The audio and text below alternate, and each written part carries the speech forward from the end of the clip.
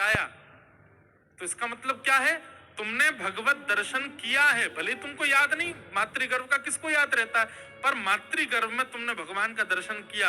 और तुम्हारे पूर्वजों के इतने सत्कर्म हैं पांडव, क्योंकि उनके संग भगवान रहते थे, तो कहीं ना कहीं इन सब के प्रभाव से मुक्ति तो तुमको मिल ही जानी है। इसलिए ये प्रश्न तुम्हारे लिए उचित नहीं है कि मुक्ति का उपाय बताओ। पांडवों के वंशधर होने की वजह से तुमको मुक्ति मिल जाएगी, क्योंकि वे सब भक्त थे, भगवान के संगी थे। तुम मातृगर्भ में भगवान का दर्शन कर चुके हो, इसलिए भी तुमको मुक्ति मिल जाएगी। और तीसरी बात, तुमको 7 दिन में मरने का श्राप लगा है, और मुक्ति के लिए 7 दिन की आवश्यकता नहीं होती, 7 घंटों की आवश्यकता नहीं होती, 7 क्षणों की आवश्यकता भी नहीं होती, केवल एक क्षण। व्यक्ति ने जीवन भर पाप किया, लेकिन अंतिम श्वास लेते समय यदि वो सुन ले राम, यदि वो सुन ले श्री कृष्ण, यदि वो सुन ले श्री राधा, यदि वो सुन ले नारायण, निश्चित है उसकी मुक्ति हो जाएगी। उसके जीवन भर के सारे चैप्टर क्लोज कर दिए जाएंगे।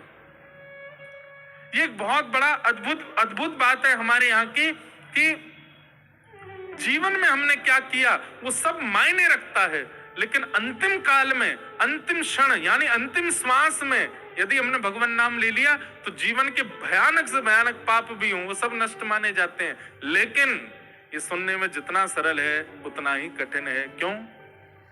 जन्म जन्म मुनि जतन कराही, अंत काल अंत नाम प्रभु आवत नाही। पता नहीं क्या होता है, अब ये तो भैया एक्सपीरियंस जब होगा तभी पता चलेगा, लेकिन अंतिम श्वास जब निकलने वाली होती है उस समय सब याद आ जाते हैं, ठाकुर जी की याद नहीं आती, भगवान नाम नहीं निकलता मुख से। आपको बेटा याद आ जाएगा, नाती याद आ जाएगा, बहू याद आ जाएगी, अपने पूर्व के संबंध याद आ जाएंगे, नाना नानी दादा दादी सब याद आ जाएंगे। लेकिन उस काल में ऐसा कितनी बार शास्त्रों में प्रमाणित किया गया कि अंतिम काल में भगवान नाम याद नहीं आता, बस पता नहीं क्या होता है बुद्धि को कि उसी समय वो वृंदावन को भूल जाती है, राधा रमन जी को भूल जाता है, किशोरी जी को भूल जाता है।